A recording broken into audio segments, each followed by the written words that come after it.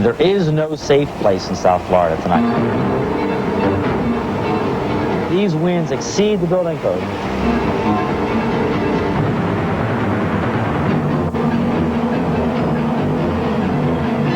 This is literally a painful experience. This sand is hitting us so hard that it feels like BB's hitting your skin. What we come out of our houses to tomorrow afternoon is going to be very frightening. So you just had no idea. I had no idea that this kind of power was possible. It's just, you hear about it, but once you experience it. The wind was whistling a death wish to us, the sound of death.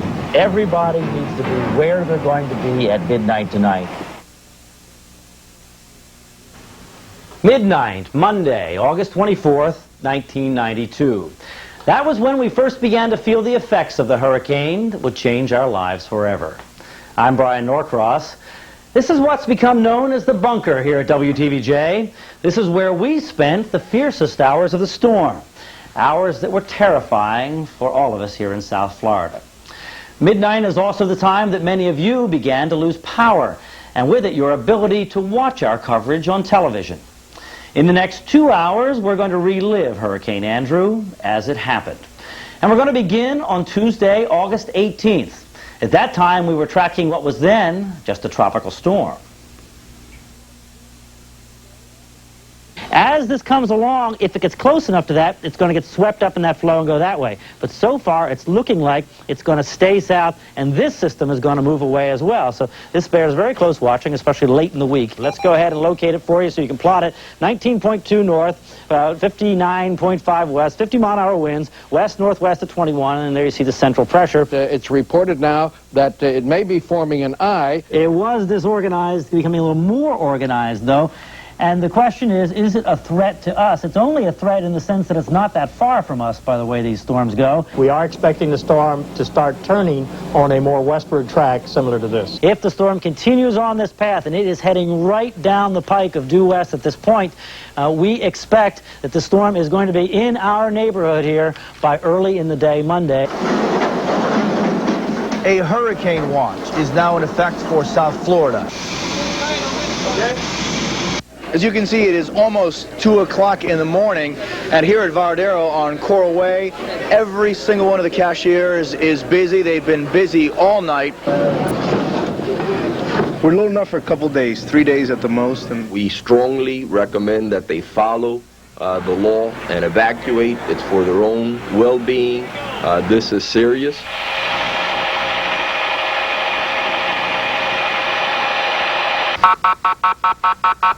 Hey, you surfers, everybody out of the pool! And when he said 150 miles an hour, I said, it's time to leave. You're in an evacuation area. What are you doing? Staying. Why? Why? I got 2 little dogs. I would not take them no place, and I don't, you know, they would die. They are pleading. They are asking any doctor, anybody with any medical personnel to go and help out in the shelters. Are you scared? Not really. Cool, calm, and collected. At Jackson Memorial Hospital, the hallways are lined with pregnant women. Now, let me say this to you. I don't think this hurricane is going to be as bad as they're drawing out to be. But why take the chance? The process of evacuation for South Florida should be pretty much wrapped up by now. It is just about concluded. We're expecting to have the winds start arriving very, very shortly. It's absolutely for sure, no question about it. It is going to happen tonight.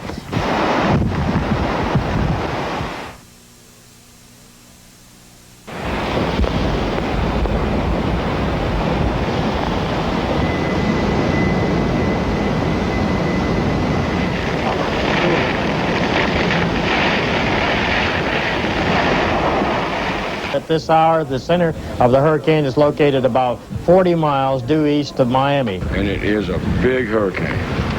What do you think is going to happen to you when it starts blowing here really hard in a few hours? I'd say the wind's going to really blow friggin' hard. We've also been told now that they are experiencing heavy rains in the Fort Lauderdale area, so it appears now as we had anticipated. It's 11:59, and in fact, it's 12 o'clock straight up. Well, we hit that one pretty good, didn't we? We sure did. It's been about 90 minutes since the buses stopped rolling in Broward County, the buses that were taking evacuees from the coastal areas to the emergency shelters, and it was about 30 minutes ago that emergency coordinators suggested people stop driving. People should have been to those emergency shelters or wherever they were going about 30 minutes ago. It's not safe to be driving on these streets anymore. Standing on the beach strip in Fort Lauderdale, it's about 7 or 8 hours before we will feel the full strength of Hurricane Andrew, but already winds are 30, maybe gusting to 40 miles an hour. It is starting to rock and roll out here. We just came from downtown Miami, where there is a quiet crisis in the making. We're talking about the homeless population under the expressway. Take a look at the tape we shot. There are dozens and dozens of people still camped out in their little cardboard shanties. We have been told 4 county buses will go and pick these people up. The outer bands of the hurricane are now coming across South Florida. All police units have been ordered to return back to base. The ocean has begun to invade the land over here. We are standing right next to where the pavement begins at Highway A1A. Normally, the ocean breaks about 40 or 50 yards out there. As you can see, we're getting pelted by the rain. The winds have picked up. I'm having to support myself on this palm tree over here. We're just starting the long period of about 12 to 16 hours where we're going to experience the thrust of this hurricane. All right, do you have any, you want to pin down where this eye is going to come ashore? Well, it looks more and more like maybe even South Dade County. The center will be very close into the Cutler Ridge area, for instance, maybe the Homestead area, but coming right across to South Dade County here. And Brian, I don't know if I can hear the wind. You can hear it. Let's listen to it for a second, because it's definitely an ominous sound. And that's just the beginning.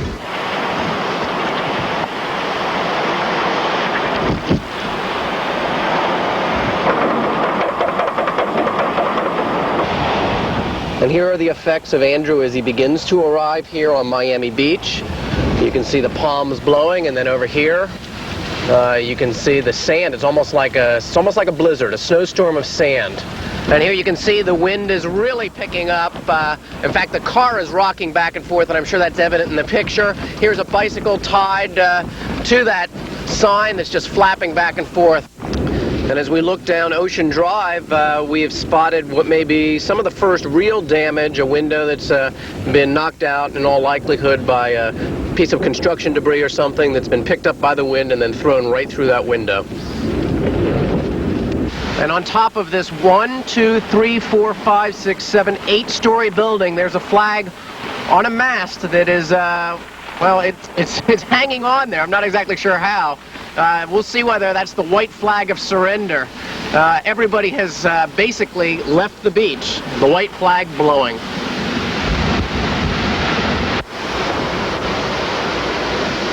What is it like out there right now, and are you feeling a little concerned for your safety? Not really. It's an old building. It's been through a lot of hurricanes. We've got a wind meter inside, and we got 106 so far miles per hour. We're looking at downtown Miami, and every once in a while there's a brilliant burst of lightning that just fills the sky, and it's sort of an aquamarine lightning that just fills the sky. Well, here you can see the water's just whipping up, the wind is whipping up, the surf is just coming right across the front of our car. We're on the MacArthur Causeway, and the reason we can't get off the MacArthur Causeway is because as we turn over here, let me take the window down. I'll turn it down just for a minute. There you go. There's a tree that's down blocking the road. Just listen to this wind. I'm going to hold the microphone right up to the open window.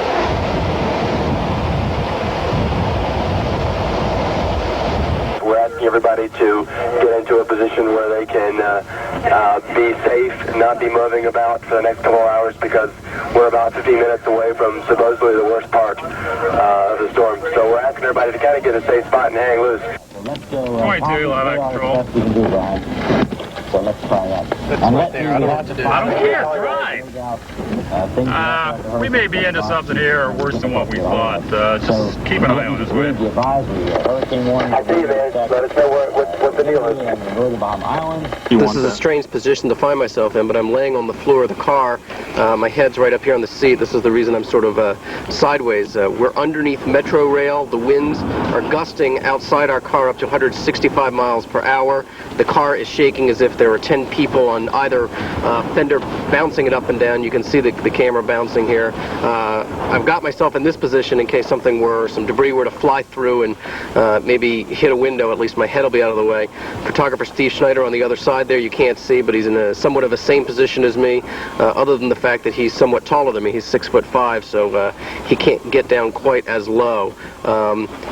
This is the one place, I guess, that if we have any sense of safety, it is here, simply because we are underneath the Metro Rail, right at one of the archways, and the car is just in between. So if anything does blow through here, hopefully it'll hit the cement stilts that are holding this up. Friends, it is going to happen now for Dade County. Now, once the storm goes even further inland, this intense part of the storm is going to go through Coral Gables, and it's going to go through Coconut Grove, and it's going to go inland into the Kendall area, and it's going to be very, very bad all the way west, as far west as this county goes. We have just been told that some people in Dade are beginning to lose power. Well, whatever dumb luck we had has ended here. The power just went out throughout all of this Hallandale area. And that means that...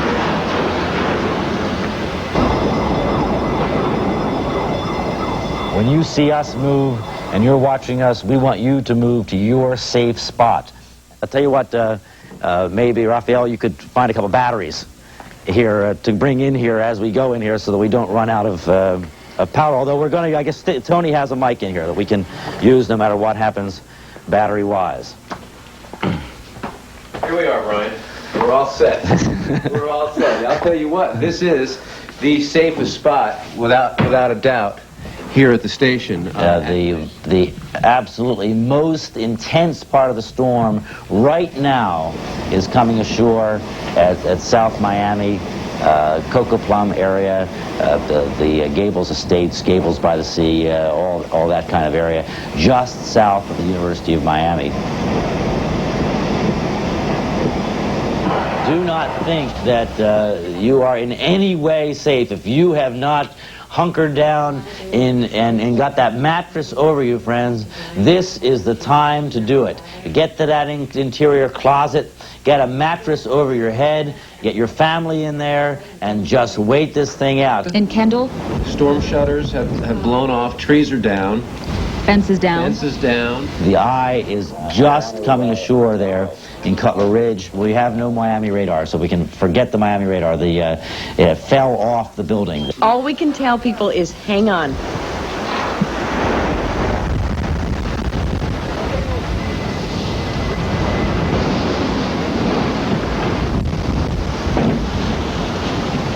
Our producer is telling us that we have an NBC reporter. Is it Bruce Hall? Bruce, go ahead, please. All right, a couple of things from the outside area of your building that you may not be aware of yet. You've lost a satellite dish out here. The fence that is around is now disappeared. What you're getting is a very hard driving rain that is coming in with gusts of wind. It is throwing a lot of debris and material around. To do this, I have to have another fellow hold me here because the wind and the gusts just about pick you up. And that is the way it is. I've been through a number of hurricanes in a career with going through these storms, and this is among the third or fourth worst that I've ever been in. That would compare with Camille, Hugo, and Frederick, which went into Mobile in the mid-70s. Bruce Hall, this is Brian Norcross. Can you hear me? Yes, I can. All right, let me tell you that we can tell you with assuredness that here in downtown Miami, we are not in the intense part of this hurricane. The intense part of this hurricane is 10 miles south of us and covering the rest of Dade County to the south. Well, I don't know if you heard the report. We had Dr. Sheets on as they're trying to survive the storm at the Hurricane Center at this point. They had 152 mile-per-hour gusts and here we're estimating we're experiencing something on the order of 80 to 90 mile-per-hour winds in downtown Miami. So that's the kind of difference we're talking about.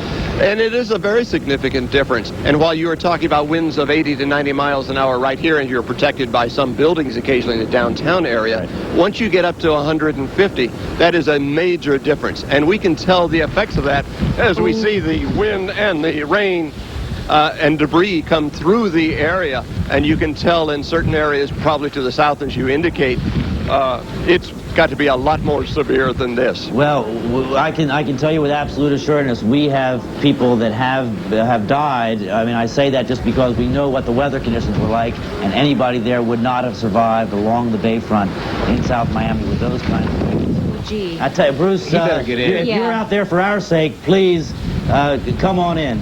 You've made your point, and we certainly appreciate it, but we have no further need of your services out there. As Andrew's eye moved across South Dade between 4 and 6:30 that morning, windows shattered and roofs were torn off.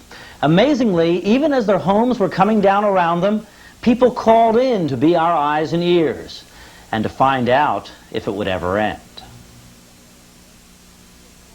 What are you experiencing out there, Ken? Well, Brian, we've had nothing but continual, relentless wind. We've had no lulls. We've had continuous wind. Right. I'm sure your power is out, right? Yeah, we're watching you on a battery-powered radio. Battery-powered television? Yes. All right. Obviously, your phone is very, very weak. Okay. So speak up as much as you can. All right, we've been pretty lucky out here. We've only lost one window, but every once in a while we can hear some tiles coming off the top of the roof. We've lost most of our landscaping also. Apparently a lot of people are calling, just panicking and saying, how are they going to get through the storm? Something you can tell them to just let them know what it's going to be like and what they can expect in the next couple of hours. We understand a woman by the name of Madeline in Kendall is on the phone. Madeline, what's the situation there? Okay, we have a window broke in one of the rooms, and the door's closed, and they're trying to hold the door back because it looks like it's all gonna cave in.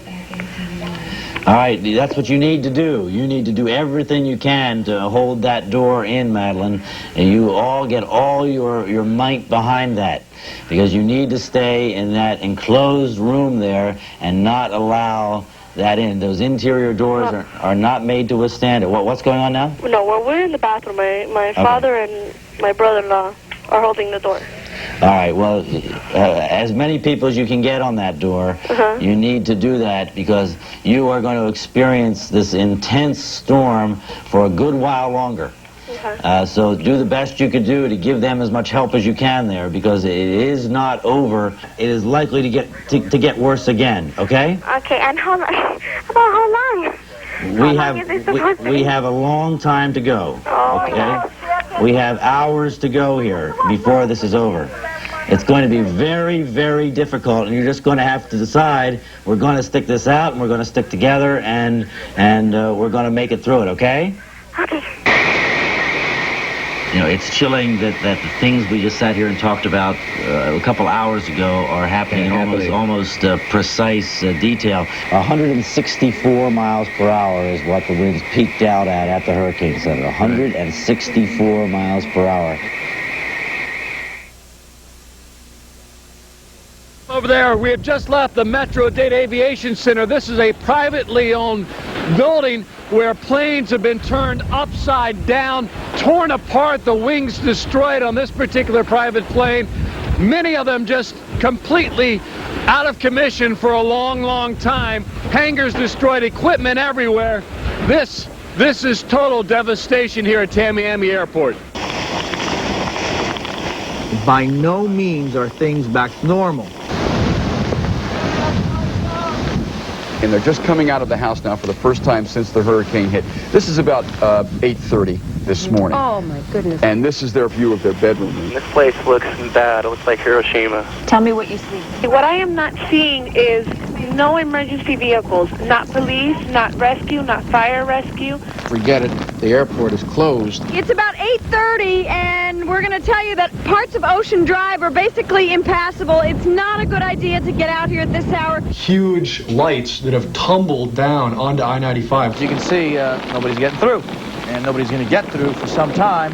canceled all elective surgery for tomorrow. There is now a boil water order. There are cables lying all around the streets in South Florida, and you don't know if they're hot. They're telling us at the station that you should not be going in your car to go check on people. The storm is not over, the roads are not cleared, and it's really not safe. We have an update. Okay. Unfortunately, I'm sad to report that the death toll from Hurricane Andrew is now up to 8. 60% of Broward customers of FP&L have been left without power. That's 425,000 customers in Broward. In Dade, the number escalates. It is 600,000 customers. 72% of the entire Dade area has been left without power.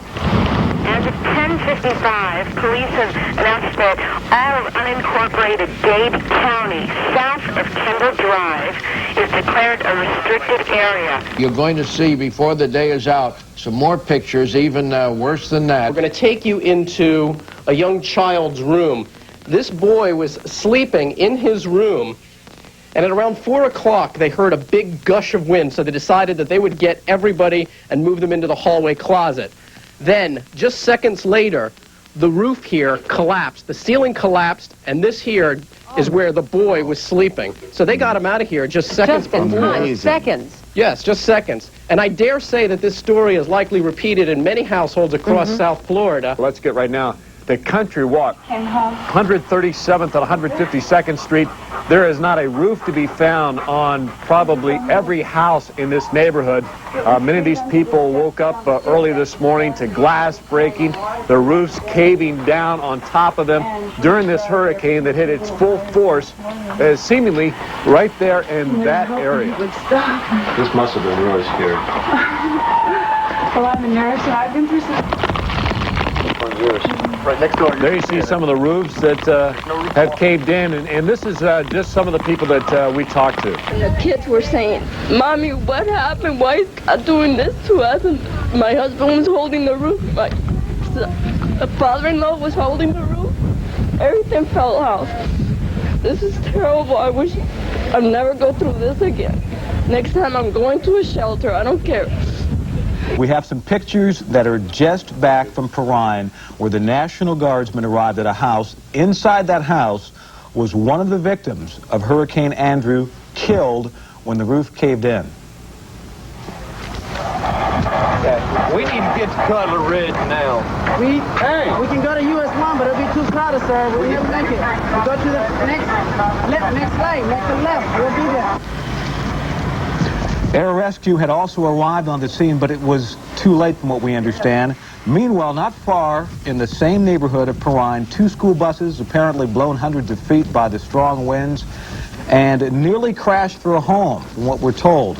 Instead, the bus landed upside just a few feet away. It was parked over on the church ground over there, and the wind picked it up and brought it over here in the yard. Just some of the devastation in Perrine. A gentleman was asking about that who called about 10, 15 minutes ago. And just as you said, Brian Allen, that you feared, the pictures would be the same. The devastation, the twisted metal, roofs blown off homes. You see buses tossed about like toy cars.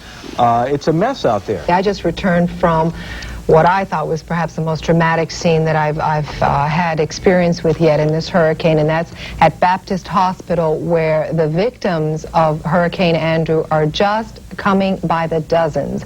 Well, during the time that we were there were 50 people crowded into the emergency room at Baptist Hospital. There you see some of the patients arriving, and this little boy, this was a tragic case. That mother was huddling him in bed, said she doesn't even know how it happened. He had a hole in his head. It's very graphic. It's so difficult to talk about, and I know you as a mother, Teresa, feel it. I was moved nearly to tears just seeing the scene at the emergency room. It's not only the bumps and the bruises and the cuts and the fact that a lot of the people had to walk themselves and drive themselves to the emergency room because rescue crews couldn't get there, but it's also the fact that they feel like they have been through the worst times of their life. And I'd like for you to hear some of those interviews just so you can hear the graphic description and the emotional descriptions these people had.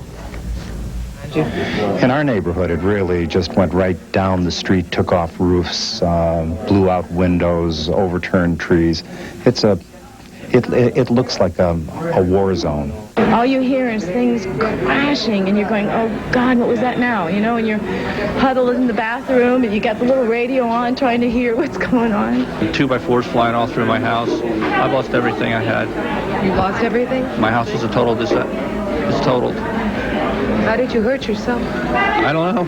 I really don't. All I know is at one point I turned around to check something out, and I probably hit something sharp or something, but I just don't know. I've lost all thought about everything, about what happened. I just all I wanted to do was protect myself. Just save your life. That's all. There were many residences like that where the roofs had simply been blown apart by this hurricane. Also, in the same neighborhood, we talked to a young couple and their daughter about what the experience early this morning was like.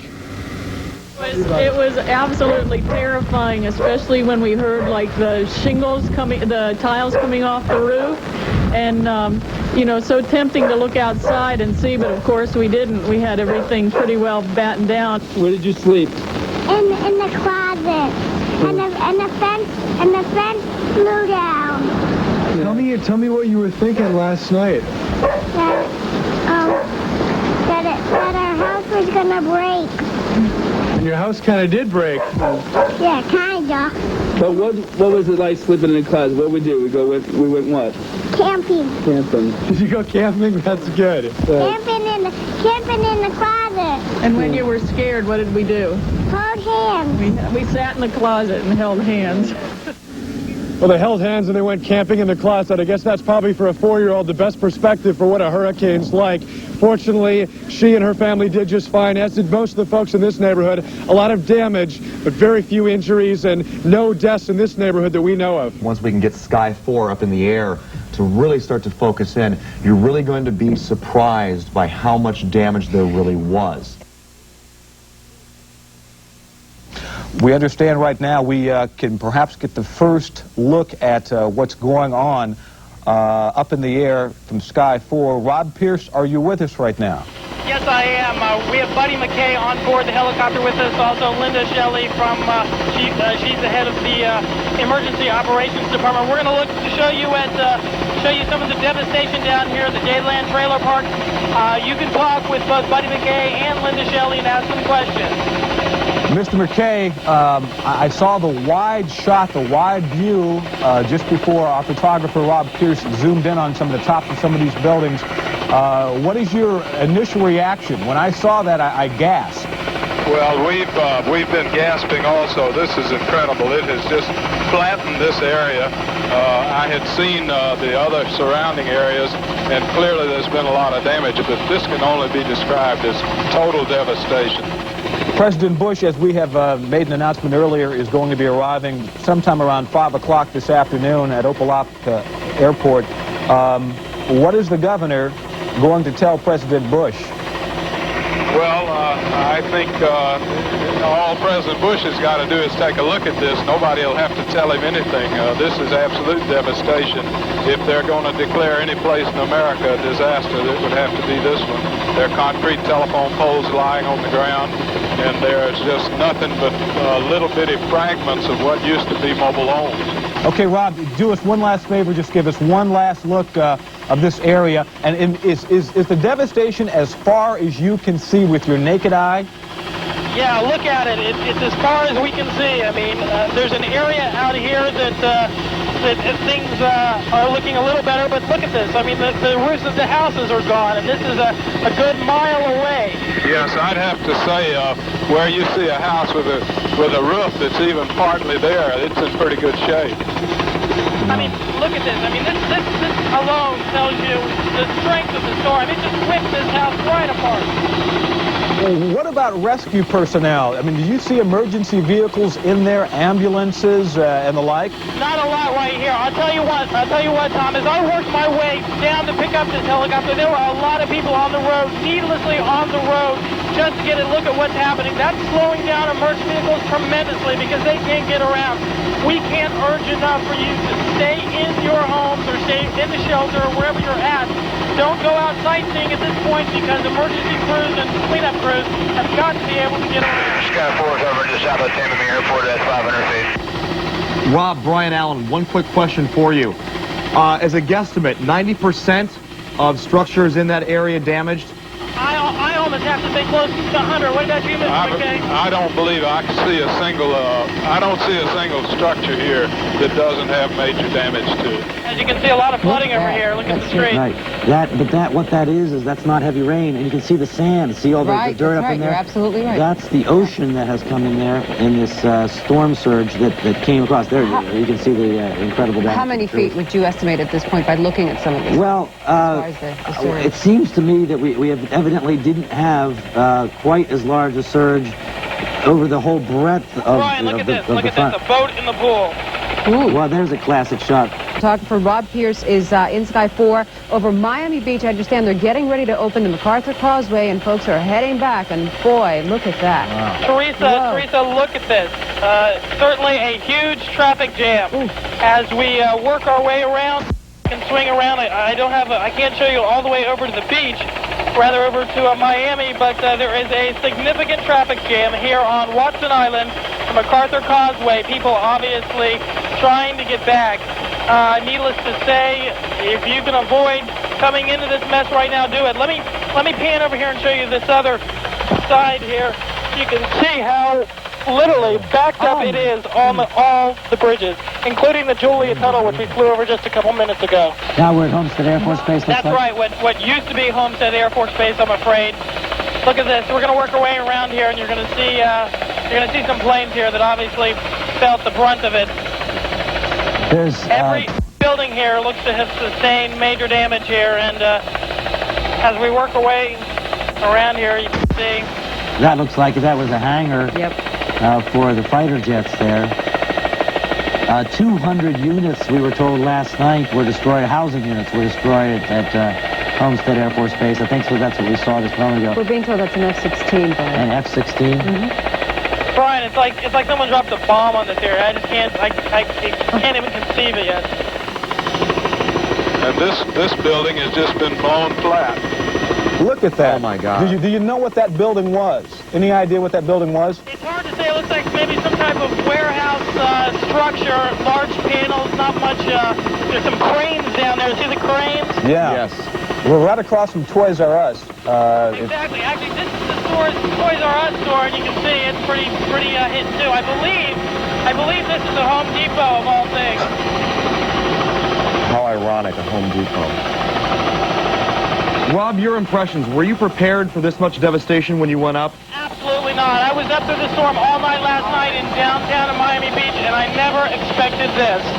You know, we're going to move around here over here and look at this. My God, I can't believe this. Lieutenant Governor McKay? Yes. Your gut feeling right now as you're flying over this area, sir? This is just absent a war. I can't believe this kind of thing would happen. People have got to see this and realize the tremendous danger of a hurricane of this magnitude.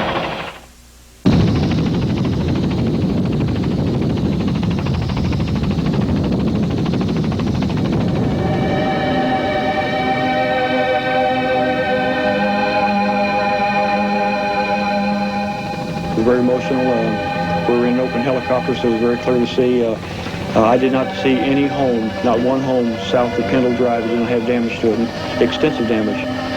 There were numerous homes that were down to the ground. Most of the homes had roofs were gone. It's just almost unbelievable. I've never seen a nuclear attack before, but that's what I would envision happening.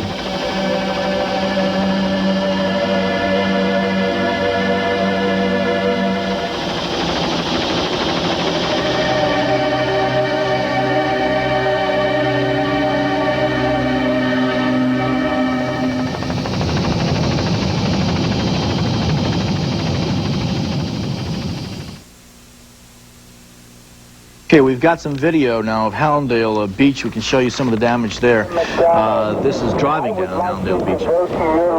Again, it's the same scenario. The trees down, the street signs down, rain again, traffic lights down, some electrical wires They don't look like they're down. They look like they could be coming down if something fell against them right there. It's about 14th Avenue Northwest, if I saw the sign correctly there. And just some of the damage on the canopies around some of the buildings have been ripped out.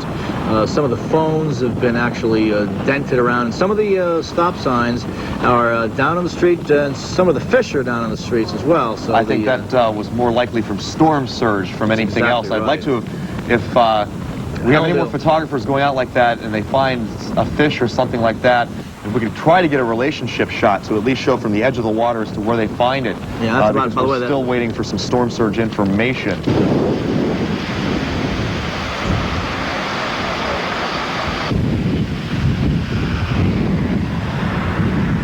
how was it? It was rough, man. The light of day was a mixed blessing. Sure, trees all over the county were twisted and toppled. Traffic lights crashed to the ground at dozens of intersections. A1A was flooded with water, sand, or construction debris. It's all ugly. But Broward residents only need to look south. The devastation in Dade County reminds them Broward dodged Andrew's bullet.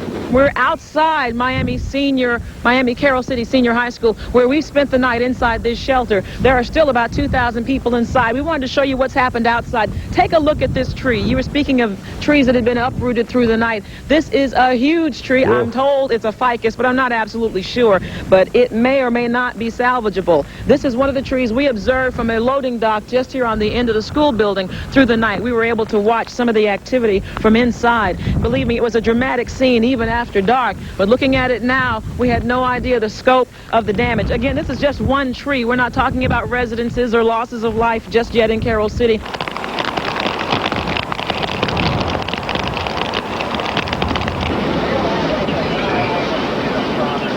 Surprisingly, damage in North Dade was limited to downed power lines and uprooted trees. Residents there say Andrew made an impression on them, too. I looked through the window, but I didn't come out at night.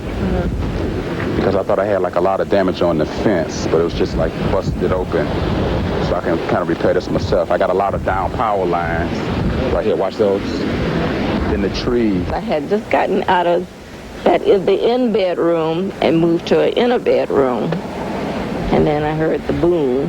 In some places, Andrew's wrath was more apparent than in others. Here at a strip mall at Southwest 184th Street, the hurricane tore the roof off the building, leaving thousands of dollars worth of merchandise exposed to the elements and to looters. Even though the hurricane wiped out plenty of real estate in Southwest Dade, we found one woman who lost her home but was still able to put it all in perspective.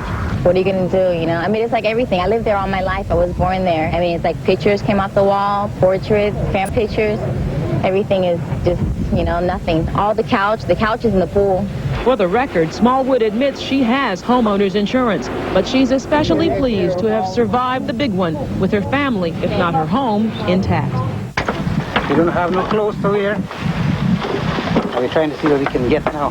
Many people who live at the Quail Roost Mobile Home Park in Southwest Dade returned today to see what they could salvage. People like Nayurka Fernandez. I just wanted to know what's going to happen to the people that don't have anything, that now they're like practically on the streets. Even though a lot of people have been left wondering that, in the wake of Hurricane Andrew, there is no easy answer. We got each other. We got our lives.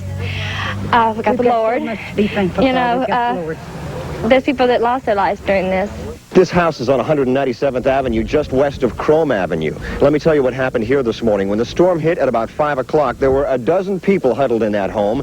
The home started to come apart. So for some reason, the people thought they'd be safer if they all ran to a utility trailer. All 12 people huddled in that utility trailer till the winds of Hurricane Andrew picked it up and turned it end over end. As a result of that, 6 people were injured, all kids aged 8 to 16, and 2 men were killed. Besides the toll in human lives, this storm also took its toll on pets and livestock. We saw some horses roaming free, some stuck in the mud, some that didn't make it. This is one of the westernmost sections of Dade County. This overturned truck here is testament to the strength, the ferocity of Hurricane Andrew. Here's another overturned truck here. Behind me are the fields where migrant workers in this area pick beans and strawberries. We've seen a lot of migrant workers who are homeless, who are wandering around. They don't know where to go. Now, in town, they lost power lines, they lost roofs, but out here, they lost entire buildings. Well, it sounded like a freight train coming through here. And in more cases than not, what used to be a building is now a heap of metal and wood. We just had to scuttle into a hole and just grab a hold of the kids. I was even going to tie them down. We didn't even have a chance to tie them down. I'm a skydiver, and I know what it is to do 200 standing on my head. And the winds that were whistling through his house when the back room blew out at 4:30, 5 o'clock this morning, I figured we had 150 miles an hour wind blowing through the house. It will take a while, but the people who own and work the farms and ranches in this area will start over, and they'll never forget the hurricane of '92. It actually just bent the metal bars in from the force of the wind. You know, it just actually bent the metal bar, twisted it like it was a piece of plastic. That's where one of the lights was. It like sucked up through.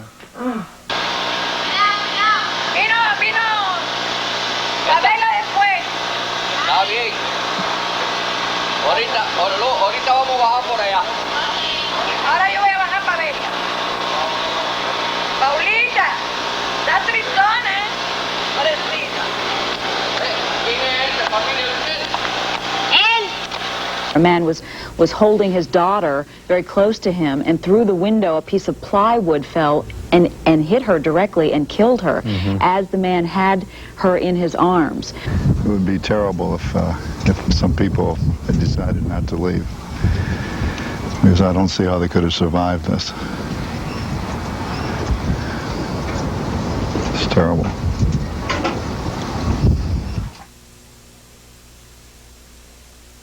As long as I live, this is the worst thing I've been in. You know, it hurts. You work for a good house and everything. One day, you don't have nothing.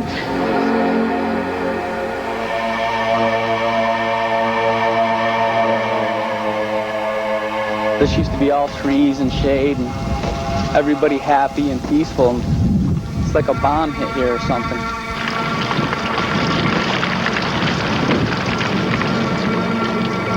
I don't understand how all these people are alive. You know, it just doesn't make any sense that these people didn't get killed. She wanted to run out the door, and I grabbed her and said, baby, you can't go out there because if you do, you won't make it.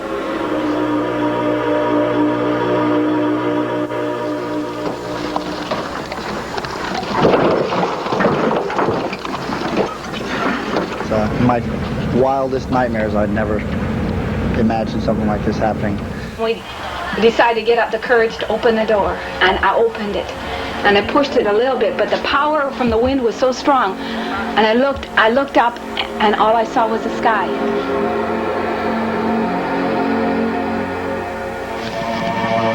Pictures of the family.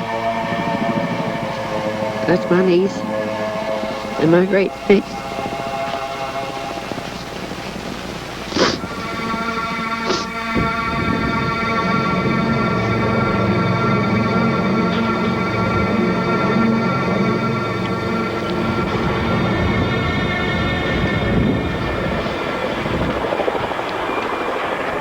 When the storm got bad, about 4 o'clock, I noticed that the glass doors began bending about 3 inches. So I went to the adjoining bathroom, which connects these 2 bedrooms, and opened the door and got in there. Then the wind evidently broke the door. Of course, other glasses were breaking. And I leaned against the door to try to hold the door shut during this wind, the tremendous wind. Then I noticed water coming under the door, so I leaned over and took a taste of what I did was took a taste of the water, realized it was the ocean coming in, and I said, hollered to April, we better evacuate this room. So I opened the adjoining door between our bedrooms. By this time, in that short time, the water rose to about 2.5 feet. And she was on the dresser. I was on my dresser. And I climbed up and I said, we better go forward. And we went down the short hallway to the library. The wind was so violent and so noisy. Some people have described it like a DC-7 landing, but it was horrendously noisy. But the walls were going in. The walls went in by the fireplace, disintegrated. They say that the closets are the safest place in your house. Forget it in this one. They blew in. All of this as you were moving through the house? Mm-hmm. Yes. And By that time, the water was over 4 feet and climbing rapidly, so I went over to the windows, started breaking out the windows right there to give us some possibility of escape. But the water was coming in and rushing out so fast that doing anything was possible, and it got to be 6 foot deep, which is a half a foot over my head, but I was climbing on rubble to stand up, and she was on the... I've started out on furniture that was floating and trying to keep the furniture away.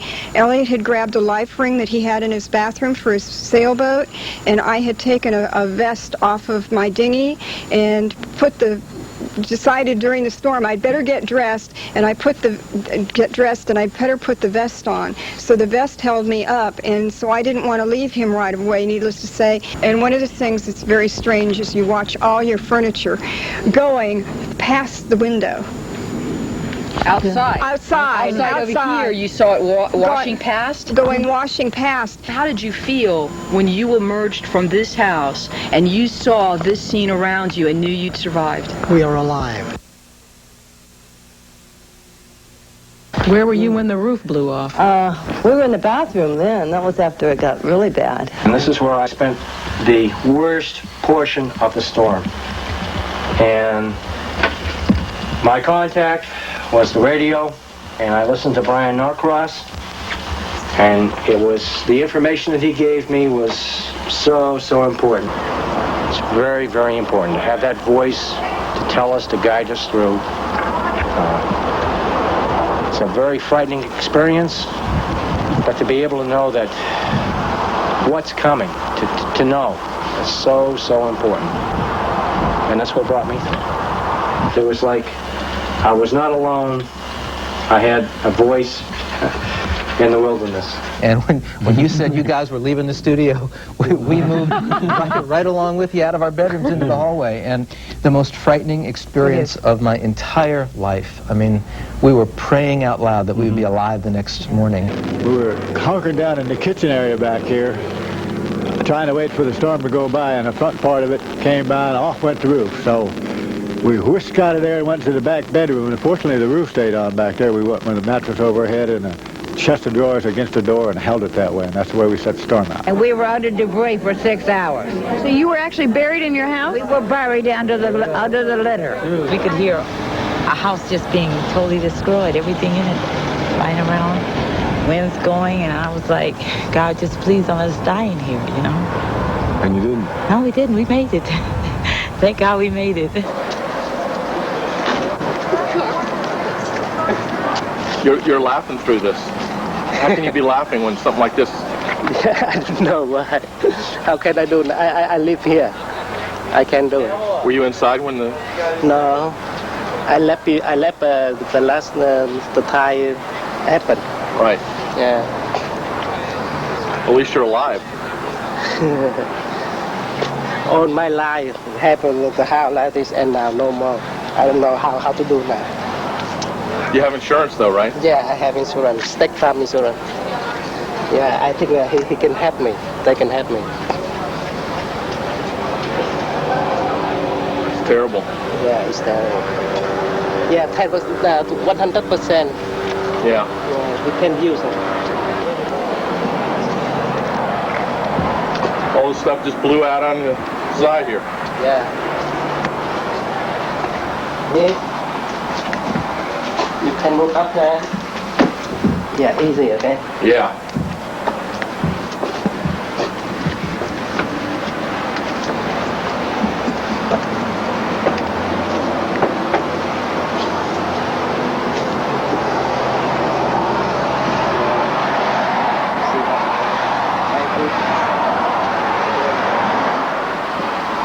Put everything into this. All your life savings, right? Yeah, all my life savings. Put everything, every money in the house. Everything. Now everything broken. You want to see where we were when all this happened? Yeah, I sure would. Well, about 3 o'clock, my daughter and I heard the front doors flash open. So we came down here and tried to shut them back. And as we were holding the doors, these two side windows burst in. Then we went into, there's a closet down here. Yeah. Watch over your ass. This used to be a nice house. My 3 children and I, we stayed in this closet here underneath the stairs. That was our refuge.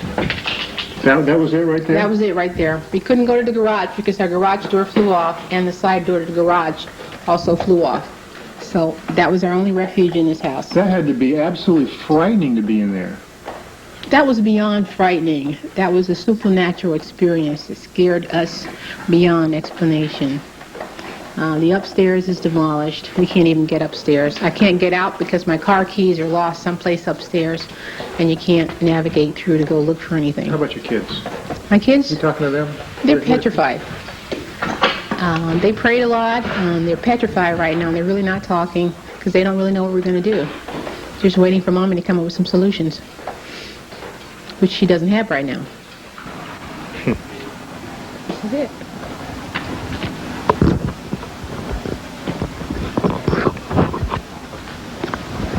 Not exactly the American dream, is it? Well, it's the American dream destroyed,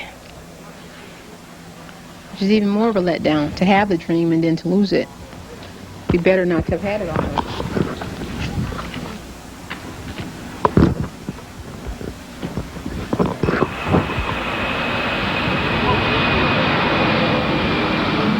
Now, Air Force One is now landing at Opa-locka Airport. President Bush took time out from his re-election campaign in Connecticut to fly to South Florida to personally see the damage caused by Hurricane Andrew. The president arrived aboard Air Force One at Opa-locka Airport and climbed to a Jeep Cherokee at the airport. They just arrived here at the Cutler Ridge Mall.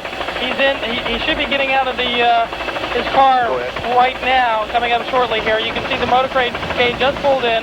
Obviously, he wants to tour this area and get a look at what's going on. He was accompanied by U.S. Senator Connie Mack and the chief of the Federal Emergency Housing Administration. Among the devastated areas Bush stopped at Cutler Ridge, where he promised federal help. People of Florida who've been hit awful hard, you are going to make it, and all of us want your help. Now that you've very moving experience. Now that you've had I would have been damaged or destroyed businesses, and we've seen tons of those on the way down. Are eligible for loans from the SBA, the Small Business Administration, and flood assurance may be available. And I am ready, if necessary, to move in units of the U.S. Armed Forces to provide any emergency services. The governor has the National Guard out. He's expressed full confidence in that.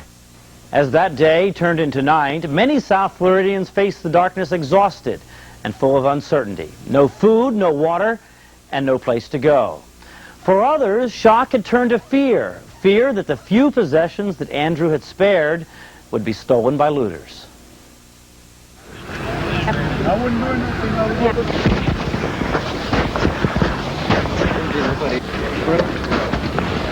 This is certainly where the worst of the destruction is, here in Cutler Ridge in South Dade County. Behind me you can see a Specs record store, which is completely demolished by this storm. Over here is a Holiday Inn that, as you guys have been saying, looks like it's been air bombed. That was Governor Child's words. Looks like a war zone. In fact, it is a war zone here. You've got the National Guard, some 1,000 troops here in South Florida.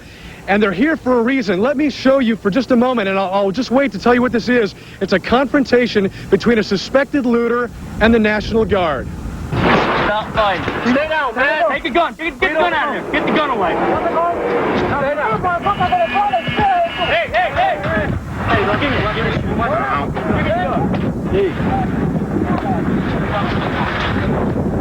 What you're seeing here in South Florida, this particular stretch of Cutler Ridge, is people looting stores left and right, taking every advantage they can of this horrible destruction.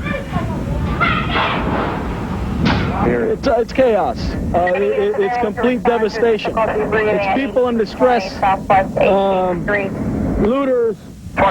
They assault our vehicles, they assault the police vehicles, they call us out to assist. Some families are in desperate need, but then we get there, we interrupt the scene, and it's just mass chaos. It's devastating. Come here. What are you doing? Hey, it's everybody over there. Yeah? Everybody's looting, man. Why are you looting? Hey, I don't know. Why are you having your son loot with you? Not my son. Well, why would you have this little boy? I ain't tell that boy to do nothing. He did it himself.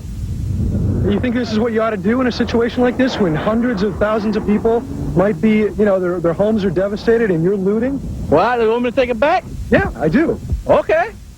I'll take it back.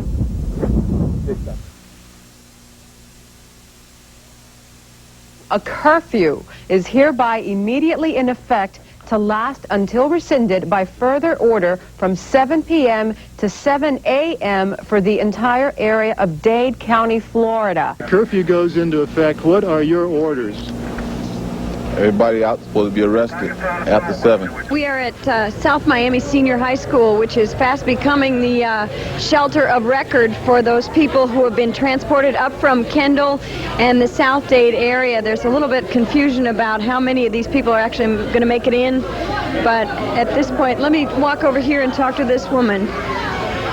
Where are you all coming from? Homestead. From Homestead? Do you have enough supplies? You have Huggies for the baby, I see? Yes. Any bedding or anything? Are you going to be okay? Hopefully. Do they say there's room? I don't know. I just got here. Where did you spend last night? We spent it on the hurricane. We spent, we was inside of a bedroom and the whole roof blew up. We ran inside the bedroom. Yeah, it was really bad.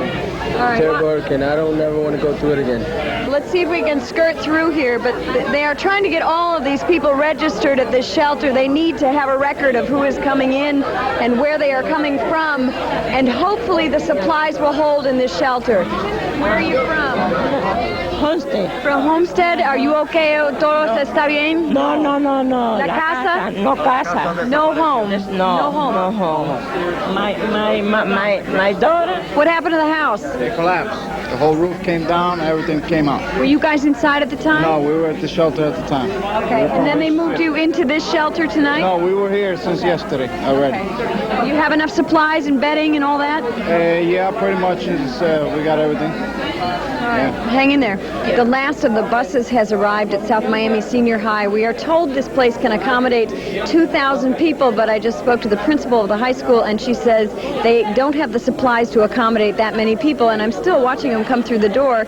I think a lot of people are just going to kind of have to camp and call it a night here because there just simply is not enough some of the supplies to go around. So that's the situation from here. The sun sets on this day. I'm sure it's a day that not many people are going to forget that went through it.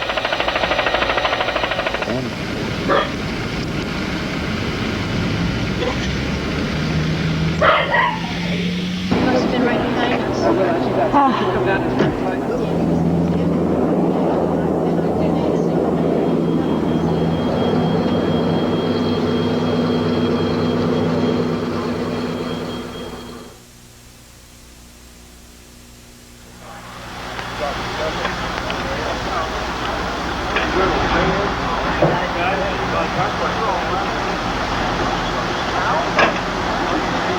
Good morning, everyone, and welcome back to Channel 4 News. The day after Hurricane Andrew strikes. And they did some search and rescue last night. I understand they went to a nursing home and they recovered some folks there and made sure that recovered them alive. Well, we understand there were a couple of fatalities there. Well, you don't know. It's hard to know here because there is no lines of communication. So how do you check on somebody in areas out here that we can't get into yet because of the flooding? The trees are down, the lines are down, telephone poles are across the roadways, and you can't get to them. And so it's just a matter of time. We've been up in the air and searching and stuff like that.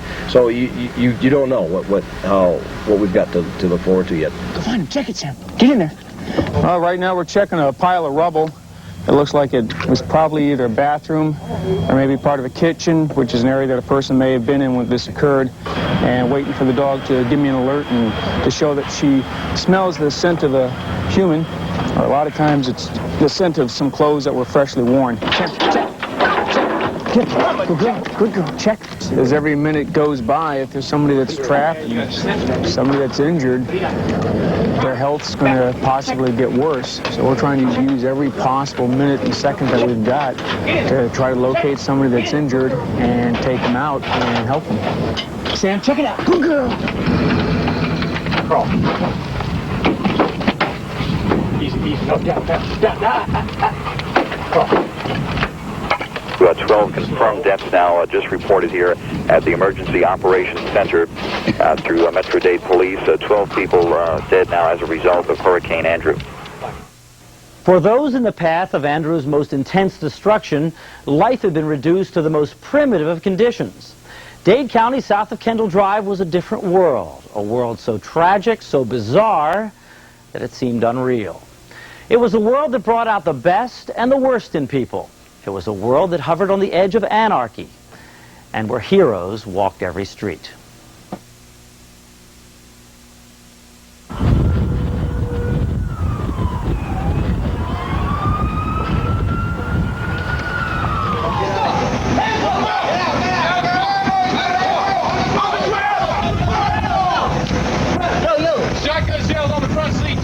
They've got their M16s. They have live ammunition clips. And this is what looters are doing, as a matter of fact. They are actually climbing through here. Every year I always go out and I buy children, my grandchildren's Christmas presents.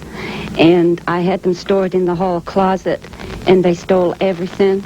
Looters who came in after the storm. After the storm. As of this time, they're going to jail. We kind of been lenient. Now we're starting to get serious.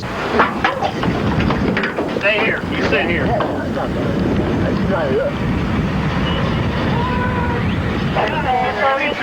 For this.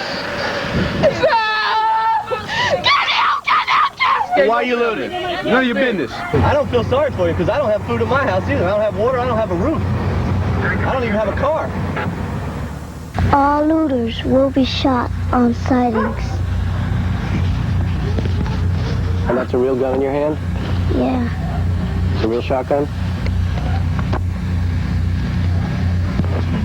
This is real bullets. We're with Channel 4. Okay. We wouldn't be sneaking in with a camera that size. Trust me. You don't sneak in on anybody with a camera I'm okay, honey. What's your name, sir? You live here, obviously. Obviously. Yeah, I don't blame you for wanting to keep an eye out. Have you noticed any looters? Oh, yes, like that? yes. Really? We already chased a couple out in the back there. Wow. And some try to enter the front, and we've got a couple of people stationed all through the park. So when you hear people talk about this being like a war zone, it truly does look like a war zone in more ways than one. It's not just the physical destruction, it's what the people here are going through as well. These people are totally shell-shocked. Let's take a look at what we saw earlier today. We're in an area of Homestead called the Redlands. This used to be an avocado grove. As you can see, the destruction here is total. The trees are all gone. The houses are barely livable shells of what they once were. And to make matters worse, Hurricane Andrew seems to have blown away the glue that holds civilization together. Homestead has become something like the Wild West. Everybody has packed a weapon around here. It's for extra safety. There's a lot of looters driving by. And scavengers? Scavengers. Yeah. People that haven't even lost their houses, they're coming by from as far north as Broward, and it seems like they just want to steal for some reason. So that's why you have a gun here? Yeah, I'm scared.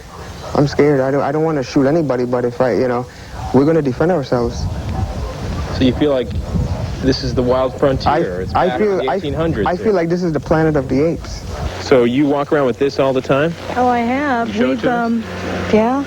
We had a friend of ours out here a couple miles north of us tell us they were robbed at gunpoint. They took all their supplies, gas, generator. What's happened to law and order out here? I don't know. I'm scared. I really am. Well, I'm used to having a big fence around my yard with my dogs. My dogs are sleeping in the house with us. It's real scary. This is the most terrorizing thing I've ever been through in my life as far as the hurricane itself, and then to worry about people coming into your property and having to fend for your life and your things. It's not right, and I don't understand where people think that they can come in and have no respect for other people's property or rights. These people are desperately trying to maintain a grip on the past because the past means a normal civilized life. The present means only destruction and fear. And we prayed, and we said, dear God, help us. Give us life, no more. Just give us life. Let us live, and let us be alive after this. In 1989,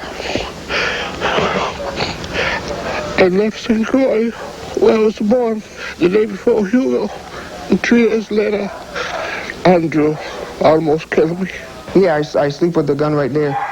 Flak jacket, some extra clips inside. And this is just for protection? You're that scared? Yeah, I'm scared. I got a banana clip in here. What would you say to people who would say, oh, he's paranoid? I would say come down and live in Homestead right now. This is a 30 rounds. I got another one in here.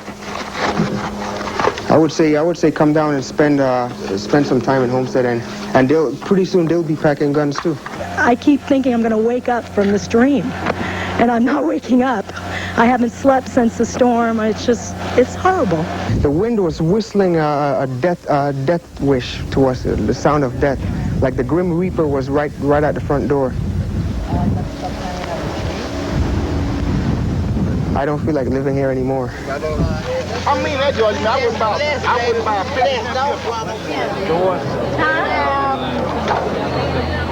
What happened to your home during the storm? Everything was gone, especially mine and the baby's room was all gone. We lost all our clothing. We have no shoes. We have nothing. Everything left. How's your son dealing with the situation? He's not doing very good. He cries constantly at night and the screaming. You know, at nighttime he gets very scared and he asks us to close the door. But, you know... Are you getting assistance that you need from the government? I called, supposedly. I'm supposed to hear from them to 3 to 10 days and see if they're going to come see the area where it was damaged, and they're going to let me know what they can help me with. And where do you go from here? From there, find a new place to stay at, because I had a rented house, so I have no insurance to cover anything I lost. Are you optimistic? Yeah. I just make the best of what I've got now. It's all I can do. Take it one day at a time. Well, we're going to open whatever we can open up and cook it and try to feed the kids. So this is about 5 households coming together trying to make this one meal. 5 households. A lot of people are waiting to get back in Key Biscayne. The word from officials is that residents will be able to get back in sometime later today. We want to go home. Yes, we want to go home. We came yesterday and one of the policemen told us, they said, if you want to be independent, this is what you get. We can't bathe. We can't flush our toilets. You know, we're out here working in the sun. Water is definitely a priority. Ice water. I mean, it's cold. Ice is a hot commodity. People have formed a line all the way down the block, further than we can even see from where we're standing right now. Now, that's a 6-hour, 7-hour wait on the average for 5 bags of ice. I've seen people come in here and steal water out of these shopping malls and center and go over here across the street on the corner and sell them $5 for a gallon of water. This guy from Tampa came down and was selling little pieces of dry ice for $3. Ice arrives in Homestead, and within moments, hot tempers flare.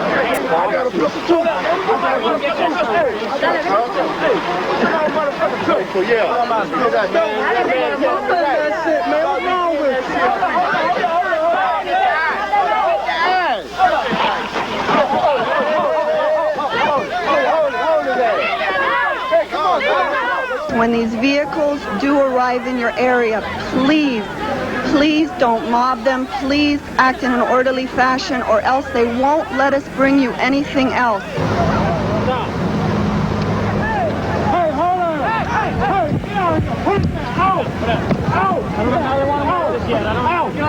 Brothers and sisters, please, please hear my earnest plea. We are in a mess that we didn't create. And you are in a situation where you are facing the possibility of drowning. Don't open your mouth and close your eyes. Do the opposite. Close your mouth, open your eyes, and keep kicking. We must not, in our anguish, turn on each other.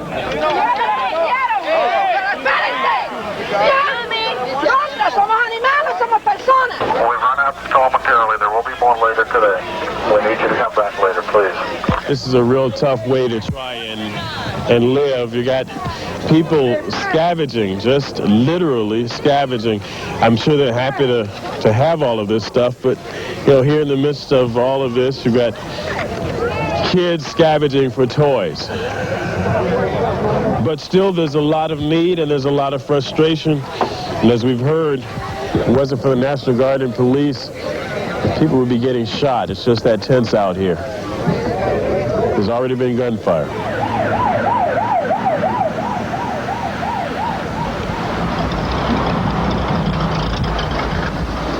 Traffic is a nightmare heading into Dade County. Heavy delays on the Palmetto Expressway. It's already slow around the big curve, and it continues slow down to 103 Street. Some intersections have signal lights, some of them don't, some of them have stop signs, some of them don't. These are folks who want to head to the Keys, and we're estimating, and I'm going to be kind here and say that this is a 7-mile backup. It probably is longer. The county manager last night asked all non-essential county employees, ones who have not been assigned emergency duty, to report to our traffic control center.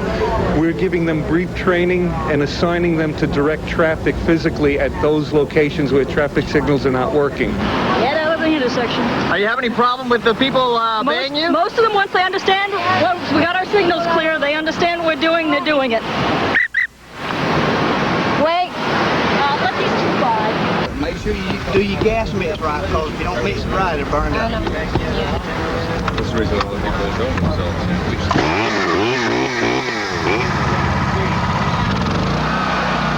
There are some people that are kicking us while we're down. By that I mean that they're charging way too much for the product or the service. We're selling generators, chainsaws, gas, and oil. Are people being fair out here, or are they gouging the public? They were gouging the public.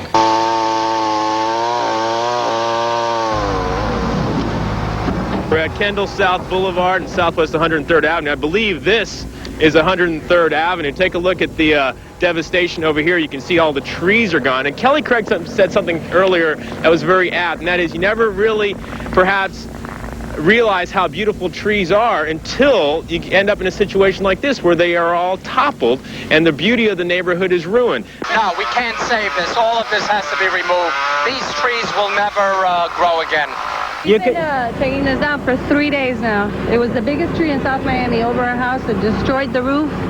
We're on Old Cutler Road now, where the canopied trees used to provide complete cover. You could barely see the sky, and you can see there's not much left of that canopy. Some people we've spoken to suggest it could take 10, 15 years for these trees to grow back the way they once were. These trees were in this grove for 15 years. It was a producing grove, a good grove, made good quality fruit, and made a lot of jobs for people. When the trees blew out of the ground, they broke the irrigation system up and took everything out of here. This grove is 100% lost now. It's a piece of bare land, and that's it. There's nothing else left. Tell me what this means, pal, for, I presume, there's fruit that can be had elsewhere, not maybe of the same quality as you grow here in South Florida. But what about the jobs? You've got packers, you've got laborers, you've got people like yourself who run the packing houses. How serious is this? The lime industry sustained a loss of over 4,000 acres. In the night of the hurricane. 4,000 acres is about 7 square miles. If you wanted to put that in terms of wages for people, there was a $10 million harvesting payroll lost that night that will not be here this year. And if you replant the trees this year, that $10 million payroll for harvesting won't be here. It will start earliest 4 years from now. We supplied 40% of the U.S. market in limes. We're out. The windfall goes to Mexico. And the consumers are out too, right? Well, the prices today are 3 times what they were 2 weeks ago. Tell me about your plant, because we looked at your packing house, and that sustained a lot of damage as well. It's like most of what I see in the residences in the area that I drive around here. If it was concrete block structure, it's still there. If it was steel or in some cases wood, it peeled away. We think what we have looks worse than it really is, and we're going to be in decent shape. We're a lot luckier than others. Bottom line, for the lime groves, for the avocado growers, for the agriculture industry in South Dade County, it's in pretty bad shape as a result of this storm. There are 3 parts of the agriculture industry. We've got nurseries, we've got fruit trees, and we've got vegetables. Except for a few tropical vegetables, nobody had any vegetables in the ground. That's a wintertime crop. They'll start planting next month. Nurseries are absolutely devastated. Groves have been hammered down for avocados, no real crop for 2 years. Mangoes, no real crop for 2 years. 2/3 of the lime industry, if you replant it, you start harvesting again in 4 years. So I don't know what's going to happen with the grove industry. The jury's not in yet. We'll wait and see.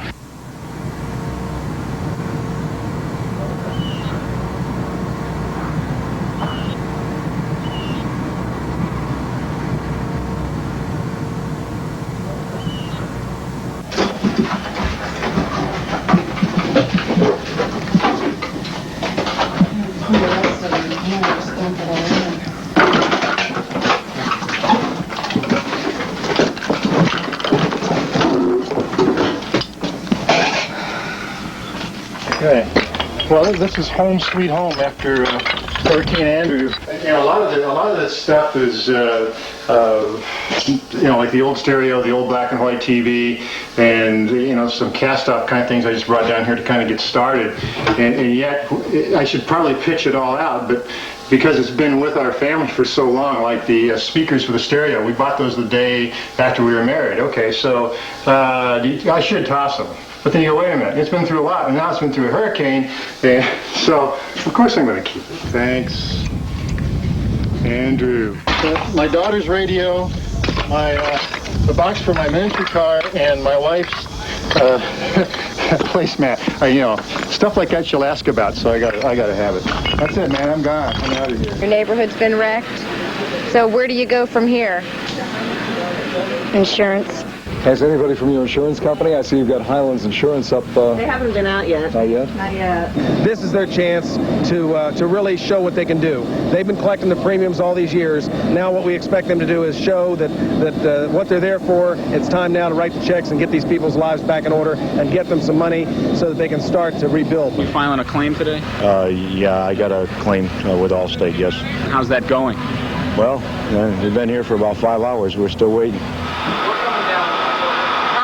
How you doing, Harry? You're next. Come on in. Okay, thank you. Yeah. We're at the Fountains apartment complex in Southwest Dade, where the tenants here have received a letter from the landlord demanding rent payments. Take your cameras in there. It's not livable. What is this? I don't know what it is. It's water. It's I don't know. I could understand that they're in a bind and they want to fix it, and I could accept all that, but how can they tell me to pay the rent here? Well, for 3 months, and I'm not going to be living here. We have to leave because the whole roof was falling down. I want to see the owner telling the people what to do and what he's going to do to us, you know, for us in return. We are good tenants. Now we need him. He needs to be here. What do you think of this, Greg? I don't like it. All of these people behind me are complaining about the situation here. I came back and look at all this. I lost everything. I mean, how can we pay rent if we're not staying here? We can't stay here. Yeah. We have a baby. Okay, we're going to go to the next apartment here. They said her apartment was safe. I want you to see what's safe in the back. My apartment. They told me, oh, you don't have to worry, it's safe. The circuit breaker box was sizzling. We had to turn off all the circuits. Water is coming down. You see, my neighbors above have no roof. I got a letter. They wanted me to pay rent. I'm not paying them $1. Not $1. I cannot believe that they're going to make me pay the rent in an apartment that looks like this. It can't happen. As you can see, there are a lot of angry people out here. What's burning me up is that there's no compassion. I mean, we're all trying collectively to do something together. But what is he doing? They're collecting rent. They haven't been by once. They haven't been by. They closed the office. They refuse to talk to us, yet they're trying to collect our rent. I can't live here. I have to go, and I don't have no furniture. I have nothing. So you're appealing to the landlord to do something about this horrible situation? Well, I mean, I'm not paying the rent. You know, I already talked to attorneys. I talked to people. I can't. How can I pay the rent for something that's over there that's destroyed? The manager has just come here to check out the place. I'm very upset with the people here because they took no precaution 24 hours before the hurricane. There's been no cooperation with residents towards a neighbor or anyone. Where were you guys before? Not now. Okay, where were you guys before when we needed you? Where were you? As you see, we have people out here working. But what's happening right now, people are frustrated. They don't have renter's insurance. And what happens is that, you know, they didn't take precaution. And I went and talked to her, and she said if I don't pay my rent by September 5th, I'm going to get in trouble. Oh, no! Oh, no! The hospital, set up at Homestead Middle School, looks like a scene out of MASH. Doctors, nurses, and other volunteers attending the injured, amidst what one physician described as organized chaos. We're dealing a lot with the heat stress and cardiac arrest problems, people that are suffering from heat fatigue. So they're just dying now after all of this? Yes, ma'am. We've had probably 3 or 4 yesterday, and we've had a couple today so far just in the city of Homestead. I think it's a terrible mess. And everything else. No insurance. No insurance. My car is devastated. But I'm not the only one. There's quite a few people that are going through the same thing. Look all around. It's a very lost feeling.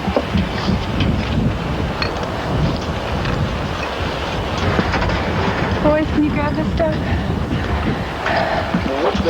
Not much left. How did you feel when you came out here and you saw it for the first time? Just a terrible sense of losing everything that I had. Shock. My only comfort, I guess, is knowing that I'm not the only one that's going through this right now. I don't know what I'm going to do, but I'm sure nobody else knows what they're going to do either. And somehow or another, I guess we'll get through this. There's things to be thankful for. We're alive. Yeah. Nothing could compare with such devastation and such loss. I'm moving around like I think I know what I'm doing, but I don't really know if I know what I'm doing. I'm just trying to gather things that will maybe make the next couple of weeks a little bit more livable. I can't face tomorrow because I don't know what that's going to bring.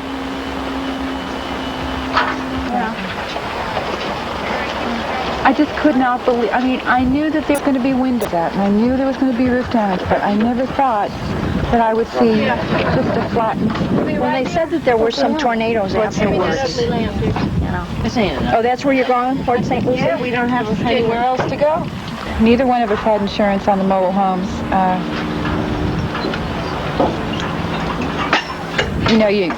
You make decisions in life. You don't know. It's like car insurance, life insurance, and it was just one of those things that we didn't think.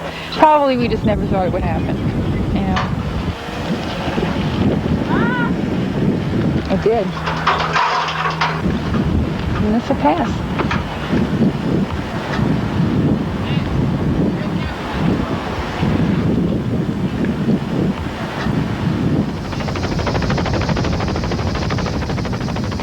I have a 24-foot sailboat that I left on a mooring off Dinner Key, and I went out yesterday morning and it wasn't there, so I'm trying to find out where it went. I'm hoping it's up on somebody's lawn. To show you the power of the ocean, the rising ocean during a storm, all you have to do is look at the backyard of this house on Old Cutler Road, and you see the Seaward Explorer. I've been in a couple of blows, but this one just kept on going. The water came up to the bottom of that lamp deck. At any point in time, did you say, I made a mistake? No. Absolutely not. Look, I'm here. That boat's 50 years old. It's afloat. Those boats are brand new. They're on the rocks. I didn't make a mistake. I built her to do that. I'm lucky enough. What's the name of your boat? Jimmy's Hurricane. Jimmy's Hurricane. God almighty. Oh. I wanted to point out something else that we saw earlier in the day as well. In Florida City, there's been a lot of talk about these monkeys that have escaped here in South Florida as a result of the storm. And we found them this afternoon in a field near Florida City. A couple of law enforcement officers told us that they'd spotted them. We went out looking in the field, and yes, indeed, you can see them scampering along here. We've heard from police and other people that say that these things can be carrying hepatitis and possibly AIDS virus, and said to, if you see them, shoot them. All right, and he did. He did. He took 2 shots at him, and there was another one with him that got away. Stand on any corner in South Dade, and this is what you see. People driving cars that under any other circumstances would be considered undrivable. They are bruised, they are battered, they are bandaged. But for most people, this is their only link to the outside world. Not only is the windshield missing in that one, they have a little less headroom.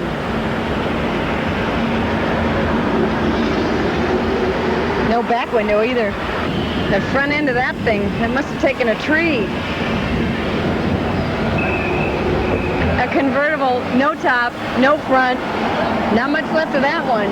Look at this landscaping truck. Clearly something ended up on top of it during the storm. The guy barely has a windshield, though he still has a smile on his face. And the camper that he's carrying behind that thing obviously spent most of the storm on its side. That's a working vehicle. This blue van is now home away from home for Angelo Packard and his family. They've called this home since Andrew blew through town. This is now the dining room? Yeah, this is the dining room, the living room, breakfast room, the sitting room. This is the whole thing right here. You guys have actually been sleeping inside of here? Yeah, every other night we sleep in here, yeah. What's your apartment like? Total mess? Ooh, our apartment is total. You stand in our living room, bedroom, and look through everybody else's bedroom. Angelo and Sandra have an opportunity to relocate to an apartment in Pompano Beach, but that takes them away from family, from a son, from their jobs, and it's not something they're willing to do. So at this point, they'll stay in that van. Yeah, Jesse Jackson to come back and help us keep hope alive.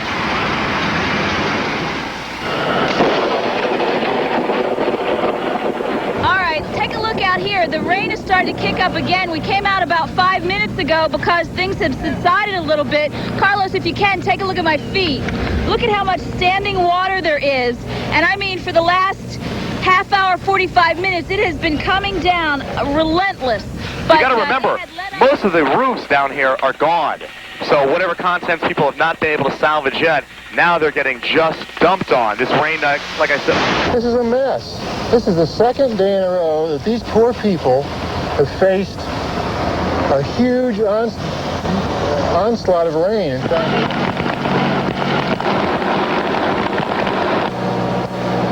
we do have a report of a man struck by lightning this afternoon. These pictures are just in. This happened at Chrome and Southwest 177th Street. We need medical supplies, we need water, we need non-perishable items, and a lot of prayers.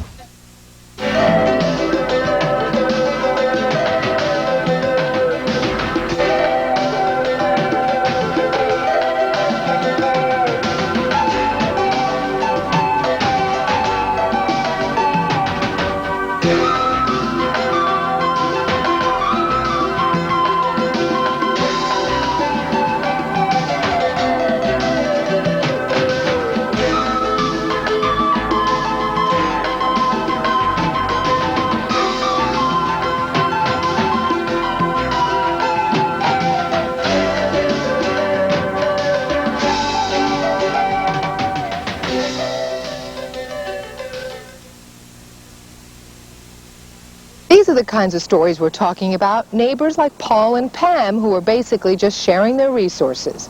I had the chainsaw, but I didn't know how to work it. So he knows how to work it. I have the pieces. I have the oil, he has the gas. I'm meeting a lot of neighbors I didn't know. Yeah. Unfortunately, you know, a disaster has to come along to get people together. There wasn't a lot of activity happening as far as shelters opening and things like that, so we got with the city manager here in Homestead. We broke into this school, and now we're operating a shelter. Until we have people directing this effort, then the people who want to help will have to do it on their own. You have any more toilet paper? Wipes or one of the baby wipes? Okay. I mean, we put together 3 of us, our church, our construction company, and we just decided we're going to give it to people that really looked like they needed it, so we weren't going to worry about the danger, that we were going to go ahead, that we were just going to, here, there you are, that we were just going to go ahead and bring it down and get it to the people we needed. People were saying that the stuff wasn't getting out to them because they couldn't get to the shopping centers, and we decided we're just going to get it straight to them, so that's what we've been doing. Good luck to you. All right, bye-bye. You need anything? What's in there again? Who needs Pampers? I do. Water, diapers. There's a lot of like newborn babies down here and they have no diapers. And this is like the first time anybody's been here, apparently, from what these people are saying. We just came down with a load of stuff. This is our second trip down. And wherever we go, people come running after us for water. So just when you think you've seen it all, then among the ruins, more superhumans, among them Camille and Michael Giraldi. In the center of all this, Camille Giraldi, adoptive mother of 24 needy kids, she's trying to hold it together. I'm shocked. I mean, this just all happened in the last 10 minutes. It's shocking to me. People just show up. Outside the Giraldi's Kendall home, complete strangers appear with supplies. We got everything we could out of the office. Look at the pool deck. Dozens and dozens and dozens of little kids' shoes lining the deck. Out here trying to dry off all these shoes, absolutely soaked. It's going to be days before these kids can put them on. Camille's not at all fazed about that. She's letting them run around barefoot. Over here, the wheelchairs, the strollers, all of them out here drying. This thing got hit by insulation. And the ventilation machines, they're brought out here because the ceiling above them collapsed. There were 3 kids who had serious breathing problems during the storm. Those 3 kids are now at the hospital. Holding her newest son, 2-week-old Sonny, Camille tells us she's called all kinds of state agencies for help, but they've failed her so far. It is the people, total strangers, who've come to help. So there's so many needy people, so many people in need of so many things. It's mind-boggling. And we just, those of us who can help, those of us who only have the inconvenience of no power and no water and you know, maybe some water on our rugs, we really need to understand that there's a lot of people who have it a lot worse than us. You know, I'm very fortunate. I only went 1 day without anything to eat. And I got my electric back on last night, and I said, okay, I'm fine. Let me come help. The boxes were heavy. Okay. Hundreds of people have been showing up here at the Broward Mall and Plantation, bringing all of their non-perishable goods, their water, their baby food, their diapers, everything they can get their hands on. They're bringing from their own homes to share with the people in Dade County. I was really blessed. You feel lucky that we weren't hit, and that's why you're here? You bet. Sure am. I feel sorry for the other people. It's an anonymous check made in the amount of $10,000. $10,000. That incidentally brings our total now to over $17,000. A little girl came up and said, I want to give my doll. You know, doing the Y100 Channel 4 drive, you get to balance and offset the darker side of some of the things that are going on. You get to see so many people step forward, and you realize that there's a lot more goodness than there are scoundrels running around out there. This is what is happening. People are walking up and saying, I have a truck. Where do you want me to drive it to? How can I get it filled up with stuff? One of the most wonderful things that we have heard about is that Wayne Huizinga, who of course is the chairman of Blockbuster Video, has come forward and said, hey, let's get some corporations together and give some major bucks.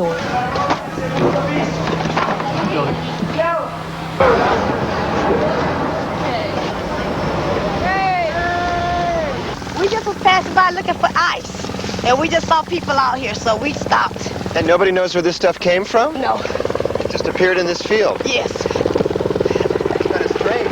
Yes, it is, but thank God. Thank God.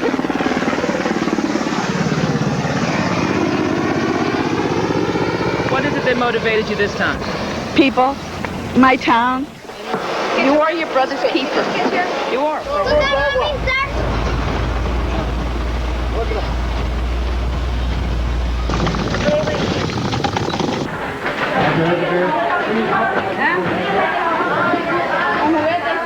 We are in Miramar near North Perry Airport. The airplane went down over here. Follow me. We're on top of a roof. The police won't let us get any closer. You can see the plane over there sticking out of that roof over there. It damaged 2 houses as it came down. Now, we understand there is 1 person still inside the plane. That person is dead. There were 3 men in the plane altogether. One of those people is Joe Sagacki, the WIOD sports personality. Wow. Obviously, Hurricane Andrew is still wreaking havoc on South Florida, indirectly at least. These people were on their way to Homestead. It was a relief flight. We had organized a relief effort to bring food down to the migrant farm workers in far southwest Dade, and we had loaded up the planes, and I took off first, and then I got down to Homestead, and his plane didn't show up. The 2 deaths in the volunteer airlift brutally demonstrated what we've been gradually realizing for 3 days now, that although the volunteer relief effort was incredible, it simply was not going to be enough. I can tell you that you won't be left to pick up the pieces by yourselves. There's nowhere to go. They're going to raid our place when we got left. And we got nobody to help us everything. They told you to go to City Hall? Yeah. So we're going to go try to get some answers from there. We're doing it for our kids, you know, because we can't let them go hungry. The only thing I got is what I got on my back, and I brought a blanket and a pillow and my medication. Thank goodness. So that's all I got. Some of us have been here since 8 o'clock this morning trying to get the food out to these people. It's been red tape, it's been this, it's been that.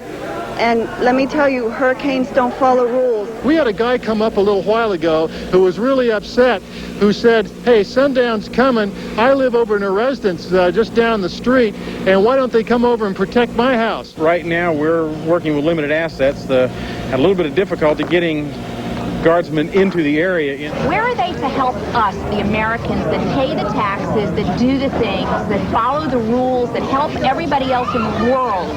Where are they when we need the help? We're in the day 3 of the hurricane. If you're so dadgum smart about how to do this thing, you better come down here and do it. Are you frustrated, Governor? I'm frustrated when people say, why haven't you fixed this? But I mean, you have to... The Army can build a city in the day, I hear. The Army took care of the whole Persian Gulf in 3 days. How long did it take the Army to plan for that before they went in there? I've seen more dadgum work done in a shorter period of time than I've ever seen in my life, and the naysayers are out there, you know, griping and saying that you should have done it a different way. Come help us. Do it a different way. I need help.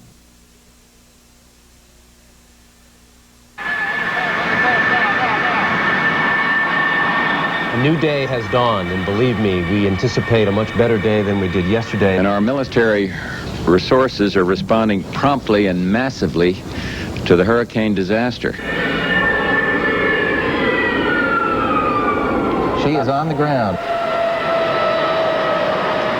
We now have soldiers with mobile kitchen trailers at Homestead Air Force Base.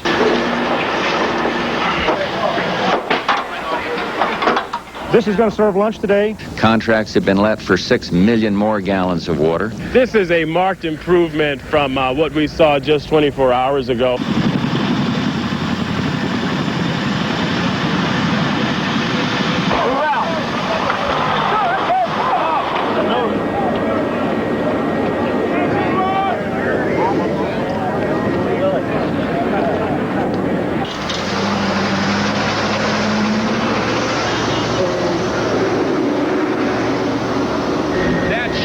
Taking off from the Sylvania is sometimes called the world's largest floating refrigerator. It's a huge food cabinet. 4 of these helicopters are flying non-stop, 8 in the morning to dusk, coming over here, picking up loads like that you see there, and then heading over to the Army field kitchen. The National Guard chopper takes off with a full load, everything from water to wheelchairs. The crew of the 199th Med Company is trying to go beyond the obvious devastation in South Dade to the areas where the roads are impassable, the conditions impossible. They set down on 202nd Avenue, and no sooner the helo is surrounded by hungry, scared people, many still wearing that look of having lived through hell. Just terror, pure terror. Everybody was freaking out. It was hard to keep calm, and, you know, when wind is flying and furniture and everything going all over the place and your roof's off your head, try to lay out in a bathtub and behind doors and anything you can do to get out from being blown away. The supplies are being stocked at the Roach's house. It is from here as many as 30 families will get their help. They need so much more. They need milk for the kids. If you can bring any ice, you know, ice. We have some ice on board. Okay. Plastic for plastics. As we snake our way over the concrete chunks that were once support beams, neighbors talk about coming too close to death. They hid right over there, and like where the kitchen was, and the house just collapsed around, they say around a half hour after the storm started hitting hard. That was around 4:20, 4:30 in the morning. So they actually stuck it out in the middle of it? Yeah, they stuck it out there. It was crazy. They thought the house was safe like everybody else, you know. Everybody else out here thought their houses were all right. Say thank you. You're welcome. The little kids get candy, though they really need sunscreen. This particular group from the National Guard has 25 aircraft doing the same thing, searching, circling, supplying from sunup to sundown. Each time they land, still more needy people. My about your number one need out here right now? Tents, and cots, and visqueen. What about the rains? Did you guys get clobbered with rains last night? That's why we need the visqueen, because the visqueen protects all the merchandise that we're getting. If we get a lot of stuff and then it rains on it, it's going to damage it. These people in the eastern Everglades are energized by these supplies, but they still worry about the neighbors they've not yet heard from, a mother and her 2 sons down the road. They also worry about those who insist on staying in broken homes. It's a family with 2 little kids. One is sick. We already supplied them with everything they need. But I think they're not going to be able to stand in overnight because the roof is about to be give up. This group has some tents. They will make it through the night, but they will need so much more. Does it ever seem completely overwhelming to you all? It really seems incredible. It almost seems like you'll never get it done, but we're going to do it. It may take a little longer in some places than others, but we'll get it done. And as they do, they are appreciated.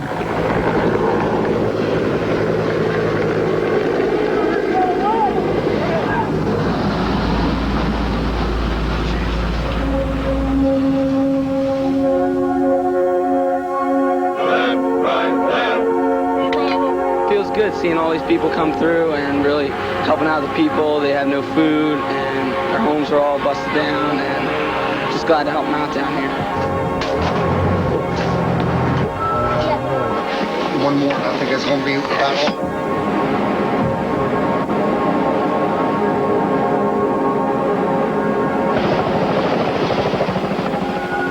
We feel good helping people, American citizens, because, if that happened to us, we would hope that they would do the same thing for us, and we just, just glad to be here to help.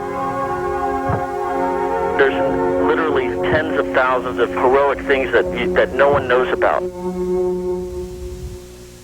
This is where Charleston Police Department has set up camp.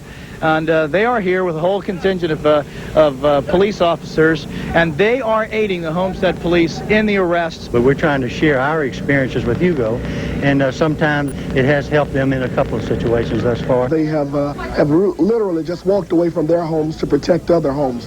I went to my house last night. The first time I was able to go to my house was about 14 hours after it hit, and about 50% of my house is gone. MRE. So rescue workers from Orlando and dog teams from Jacksonville pour over what remains of this trailer park, tearing into the debris, hoping against hope that if someone is here, they might still be alive. These crews are coming from all over the southeastern part of the United States, 800 of them. Looks like a military concert. It does, a convoy. Approximately 700,000 homes and businesses have now been returned to service after the first day of the devastation left by Hurricane Andrew. We turned the building on the other day, got fireworks and applaud and all kinds of stuff. Makes it worthwhile. How'd it go, man? That's pretty ridiculous, isn't it? Many of South Florida's irreplaceable community treasures were damaged or destroyed by Hurricane Andrew. Some may come back and be even better, but others were lost forever.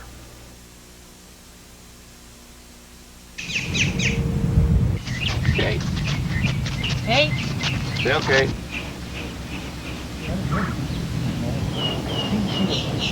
We're taking a look at Metro Zoo.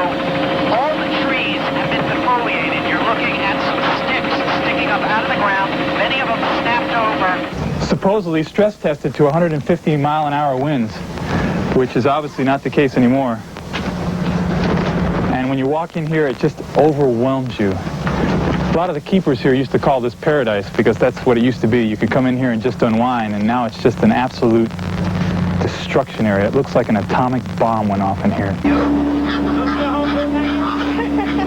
And I believe that Metro Zoo is going to be better than it ever was. Maybe not as beautiful right away because you can't grow trees in a day, but it's going to be better because it's really more than ever going to be the people's zoo. They're the ones who are rebuilding it. Everything we're doing now is being done through the people, what they're giving us. We don't know exactly where they're going, possibly to other bases either in Florida or in Georgia, but they are blasting off right now in advance of Hurricane Andrew.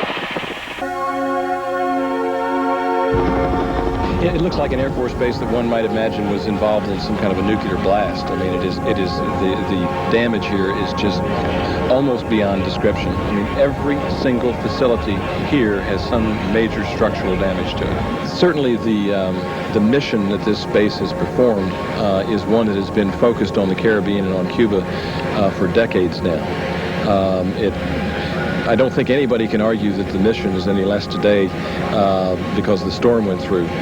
The question is going to be, do we have the resources at this time to reconstitute the base and keep it involved in its original mission?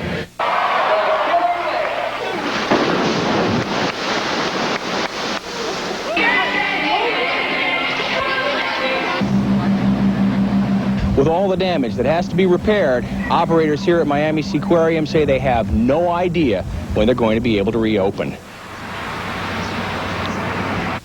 Under that tin shed was one of his boats, also one of his original boats, the 16th vessel, an 1891 boat that he used to go back and forth to New York with.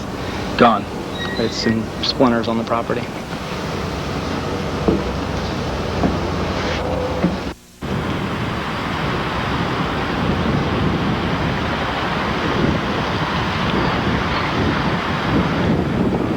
It's really a piece of history completely lost here.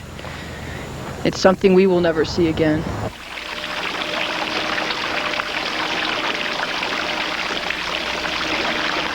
When you go into the gardens, we've got many years of work to get back to where we were looking before Andrew.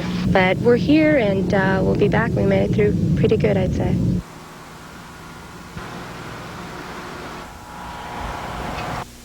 We took damage to the roofs of a lot of these cars, and we got some busted windows, but our toys basically have survived. It's going to take a lot of tender care to get them back together again, but we're going to be able to do it.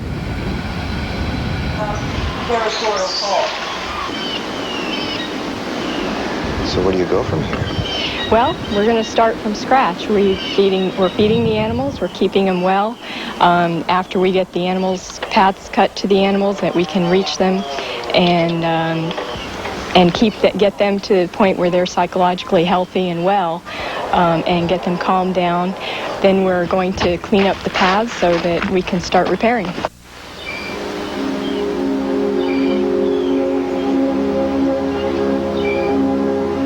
The nature of the garden to look at these disasters in the face and say, by God, we can do it even better next time, and we will grow a wonderful garden again. The Fairchild Garden will rise again.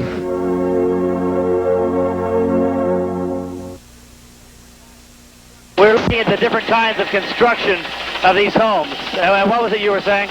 Well, there's actually three gradations of things here. Over here we have the CBS type construction with tile roofs, right here. Next over here we have the mobile home park and the manufactured home park. And then next over there we have the wood frame construction of the country walk area. And you just look at the gradation. Look at the gradation. And even within the concrete block structures. If you notice around here to the right, if you can swing around to the right a little bit now, if Paul can swing just to the right, you can see the concrete block structures over there with the red roofs over there. I don't think even a tile is missing. So there must be something different between how that complex was built as compared to one that's across the street. Right. And clearly much difference between the damage here, here, and here. Yeah, it's incredible. If you look back there, look at that. There's a whole complex that looks absolutely perfect, and right across the street you see a complex that obviously there was some kind of deficiency in the way the roofs were put on, because while the walls all stood up fine, there's a lot of windows out, and the roofs obviously came off.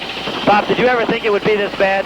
No, I did not. I don't think any of us comprehended this. I've looked at hurricane damage ever since I've been involved in the game, and certainly back in 1969, the Camille incident. Certainly areas of Camille is as bad as this, but as widespread as this, no, there's nothing to compare to this. Well, the winds, when they get up to the order this hurricane was sustained about 140, and gusts may have been up to 170, 175 or so. That's just like a tornado, except it's not a tornado that's a block wide. It's a tornado that's 25 miles wide or so. Clearly, it's a difference in construction. Yeah. They did not experience any different condition in this mobile home park or this park over here or Country Walk than that complex did right over there, and yet tremendous difference in the damage that was done. For just a few percent in the cost of construction of a building, we'd had the kind of buildings that were over there, and we'd instead of this 15 to 20 billion dollars in a loss, it would have been far, far less. And those people that my own secretary that had to go through this thing with construction that failed around her, and my family that fortunately were out of this area, but those people that had to go through that, there's no excuse for that. We should have been doing something about this a long time ago. At first sight, this damage is unbelievable, but then when you think about it, this is the outside wall. This is the outside wall. It's supposed to protect you from the elements. This is supposed to protect you from a hurricane. It's just a thin sheet, almost like paneling. In fact, that's probably the way you would describe it. Nailed directly to the studs. There is a sheet of fiberboard in there. Yeah, that's what we're talking about. This is something in a good grip. I think I could probably break myself. I mean, what kind of winds is this supposed to be? 120 miles per hour is what the county inspector said. Yeah, the design wind speeds are for 120 miles per hour in this county, but that won't cut it. But this won't cut 120 miles an hour? No. What would it cut? I have no idea, but it's a lot less than that. 100? Maybe? Keep going. Keep going down? Down. 90? This is Hurricane Ed. Hurricane Ed just destroyed this house. Just destroyed a house. That's great. Hurricane Ed. Lennar is out there trying to put on this facelift because they don't want everybody to see their hurricane damage. Who bulldozed your driveway? Man, I just went over there. This man right down, I'm taking on the cul-de-sac, and they have specific orders to go. There's heavy machinery graded across my driveway. Driveways, and when you see my cul-de-sac, we're talking about there's a heap of my garbage in the cul-de-sac. This man in the green hat here, the chartreuse hat, is the one who told me the exact order he got.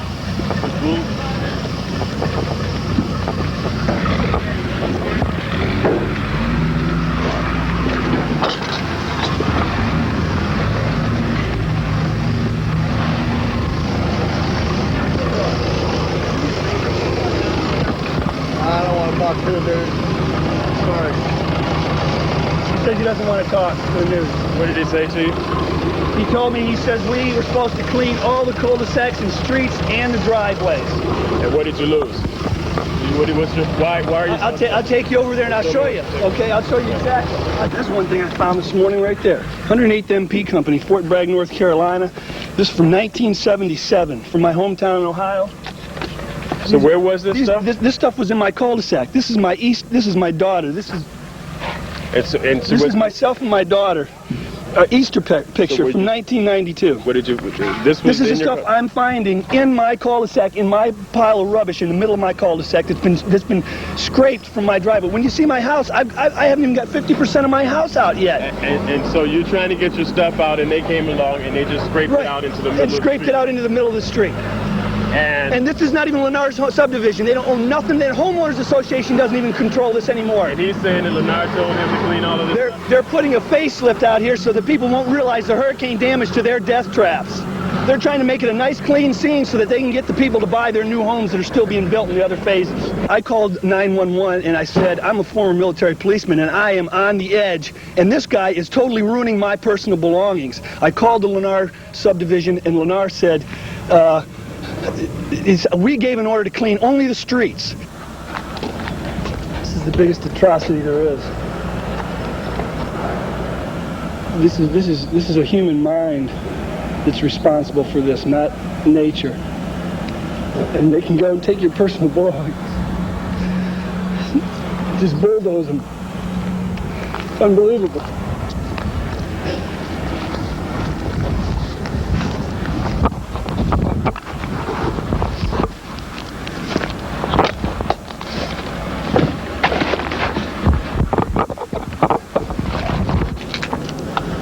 Found that over there in the pile. It's a Miami Herald picture of Martha's wedding picture. Found some Easter pictures. And I don't know what else is at the bottom of the pack, of the stack. One of the most important questions that's being asked in the aftermath of this storm is, why did some neighborhoods suffer so much damage and others so little? We're in Country Walk, very hard-hit neighborhood in Southwest Dade, with Dr. Wen Chang at the University of Miami. Dr. Chang, you've taken a look at this house for us. You're an engineering expert. What was wrong here with the construction? Oh, I think it's a shallow workmanship and also inferior material was used. And if the building would have been up to code, what do you think would have been the extent of the damage here? I would think the extent of damage, you will see the roofing tile and as well as the roofing paper throughout, but the structure would be intact.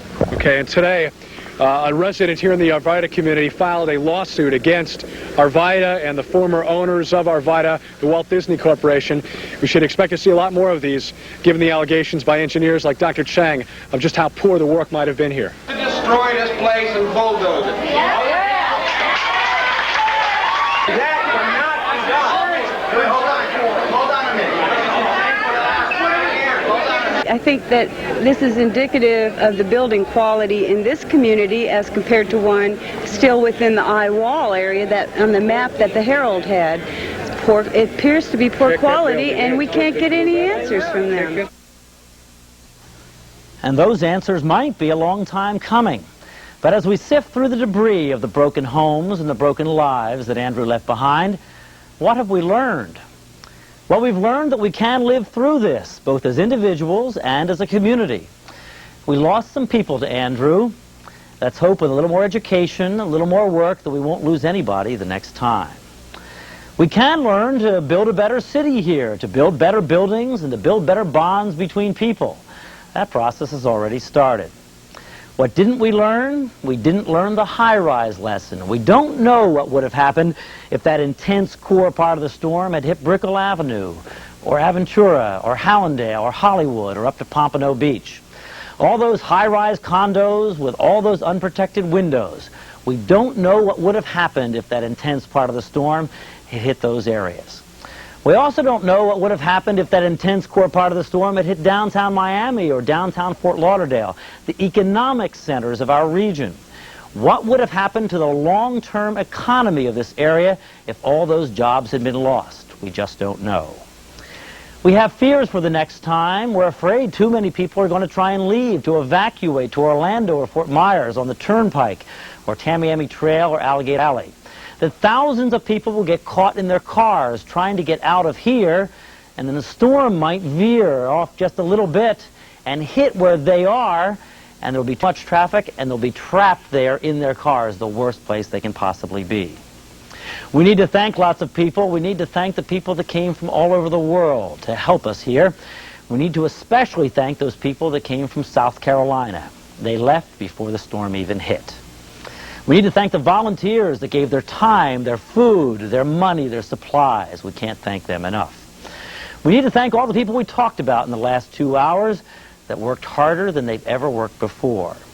And we need to thank the staff here at Channel 4 that put together a plan and kept us on the air throughout the storm. We can hope this has been the storm of a lifetime, but we can't bet on it. We're hurricane veterans here now, and we know we have to build a better city.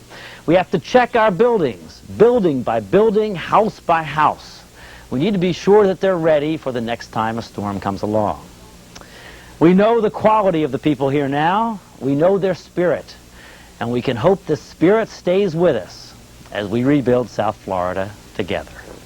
Somebody pray for me. Took a little time and prayed for me. I'm so glad they prayed. I'm so glad they prayed for me. Say thank you.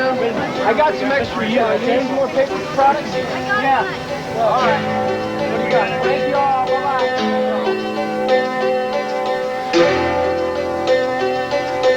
Gotta stick together. Make the best of things. You know, this thing ain't gonna kick my butt, or it shouldn't kick nobody else's, but, you know, we still have our life. We still have our, you know, our dignity and all that.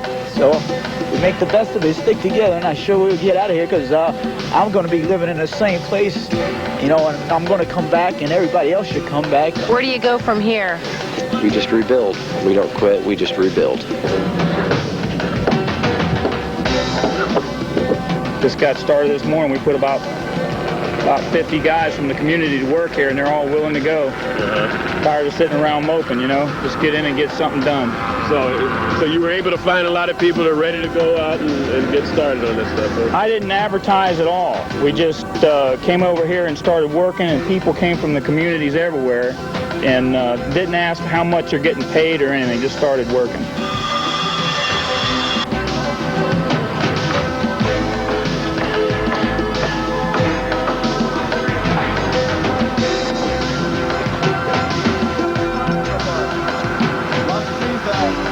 We just got power back this afternoon. How long has it been? 7 days. 7 days. 7 long, miserable days. Tonight, we're going to turn it up really cold and get a good night's sleep. Finally. Yes. Finally.